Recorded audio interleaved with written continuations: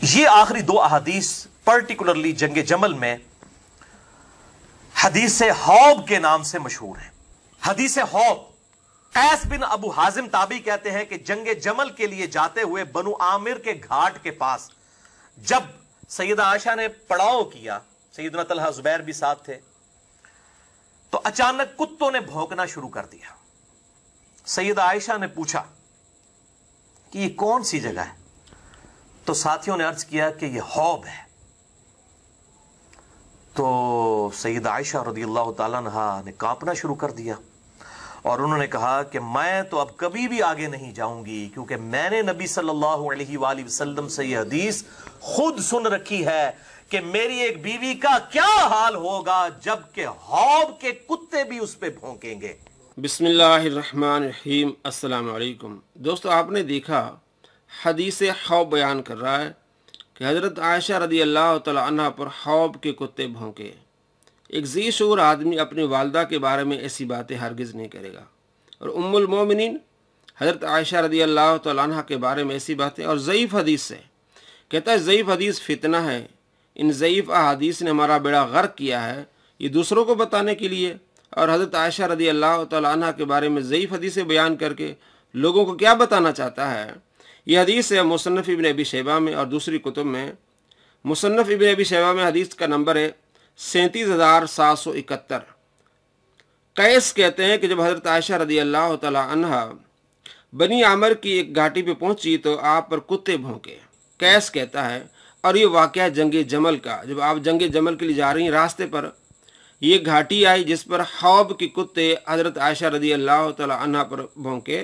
یہ قیس کہتا ہے، اور یہ واقعہ جنگ جمل کا، جنگ جمل میں قیس شامل ہی نہیں ہوا. علی بن مدینی اپنی کتاب العلم میں کہتے ہیں کہ قیس جو ہے یہ جنگ جمل میں شامل ہی نہیں ہوا. کتاب آپ کے سامنے ہے. ان سے پوچھا گیا کہ یہ قیس بن ابی حازم، پورا نام ہے قیس بن ابی حازم، کیا یہ جنگ جمل میں شامل ہوا؟ تو انہوں نے کہا نہیں. جب یہ قیس بن ابی حازم جنگ جمل میں شامل ہی نہیں ہوا تو لا محالہ اس نے کسی سے سنا ہوگا. وہ کس سے سنا ہے؟ بیچ میں راوی نہیں ہے. یہ منقطع سند ہے، یہ روایت منقطع ہے. جس حدیث کی سند منقطع ہے وہ حدیث ضعیف ہوتی ہے. اور یہ بار بار کہتا ہے ضعیف حدیث جو ہے وہ فتنہ ہوتی ہیں. ضعیف احادیث نے ہمارا بیڑا غرق کیا ہے. تو حضرت عائشہ رضی اللہ تعالی عنہ کے بارے میں یہ ضعیف حدیث بیان کر رہا ہے.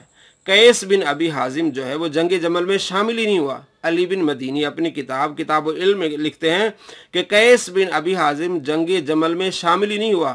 ظاہر کسی سے سنا ہوگا، وہ کس سے سنا ہے اس راوی کا نام نہیں ہے، وہ مجہول راوی ہے. جب ایک سند میں مجہول راوی آ جائے وہ سند منقطع ہو جاتی ہے، اس حدیث کا اعتبار نہیں ہوتا، وہ حدیث ضعیف ہوتی ہے. ضعیف حدیث من گڑت ہوتی ہیں، ضعیف حدیث فتنہ ہوتی ہیں. ضعیف احادیث نے ہمارا بیڑا غرق کیا، یہ دوسروں کے لیے مرزا جیلمی. اور جب حضرت عائشہ رضی اللہ تعالی عنہ کی بات آتی ہے تو ضعیف حدیثیں بھی لے لیتے ہو. شرم کرنی چاہیے ام المؤمنین رضی اللہ تعالی عنہ کے بارے میں ایسی باتیں کرتے ہوئے. دوستو یہ ہے وہ شخص جو فضائل میں تو ضعیف حدیث نہیں لیتا، جس کے بارے میں محدثین سارے کہتے ہیں، لیکن ان باتوں کے لیے ضعیف حدیث کا سہارا لیتا ہے. کس کو خوش کرنا چاہتا ہے؟ یہ ایک بہت بڑا فتنہ ہے. آپ صلی اللہ تعالیٰ علیہ وآلہ وسلم کی ازواج کے بارے میں اور بالخصوص حضرت عائشہ رضی اللہ تعالیٰ عنہ کے بارے میں ایسی باتیں کرتا ہے، جھوٹ باندھتا ہے. ضعیف احادیث فتنہ اوروں کے لیے ہوتی ہیں اور خود ضعیف احادیث بیان کر رہا ہوتا ہے. تو میں نے آپ کو بتایا قیس بن ابی حازم یہ کہتے ہیں کہ حضرت عائشہ رضی اللہ تعالی عنہ پر حوب کے کتے بھونکے، اور یہ جنگ جمل کا واقعہ ہے. قیس بن ابی حازم جنگ جمل میں شامل ہی نہیں ہوئے. جب وہ شامل نہیں ہوئے کسی سے سنا ہوگا، وہ کس سے سنا ہے؟ وہ راوی جو ہے وہ مجہول ہے. یہ سند ضعیف ہے، اور سند ضعیف کو لے کے اور لوگوں کو بتاتا ہے کہ فلاں امام نے صحیح کہا ہے، فلاں امام نے صحیح کہا ہے، البانی نے اس کو صحیح کہا ہے. البانی جب احادیث فضائل کی احادیث بیان کرتا ہے اس میں اس طرح کے واقعات ہوتے ہیں جن میں فضائل ہوتے تو وہ آپ مانتے نہیں، کہتے ہیں جی ہم اصول محدثین پر دیکھیں گے. اصول محدثین پر ہم دیکھیں گے کہ اگر یہ روایت منقطع ہم اس کو نہیں مانیں گے. تو اصول محدثین پر یہ روایت ضعیف ہے کیونکہ اس میں ایک راوی مجہول ہے، اور مجہول راوی جس سند میں وہ سند ضعیف ہوتی ہے. تو آپ کو معلوم ہو گیا کہ یہ کتنا بڑا فراڈ کرتا ہے، اوروں کے لیے باتیں کرتا ہے کہ ضعیف حدیث جو ہے وہ فتنہ ہوتی ہیں. ضعیف احادیث نے ہمارا بیڑا غرق کیا ہے، اور حضرت عائشہ رضی اللہ تعالی عنہ کے بارے میں ضعیف احادیث بیان کر رہا ہوتا ہے. السلام علیکم ورحمۃ اللہ وبرکاتہ.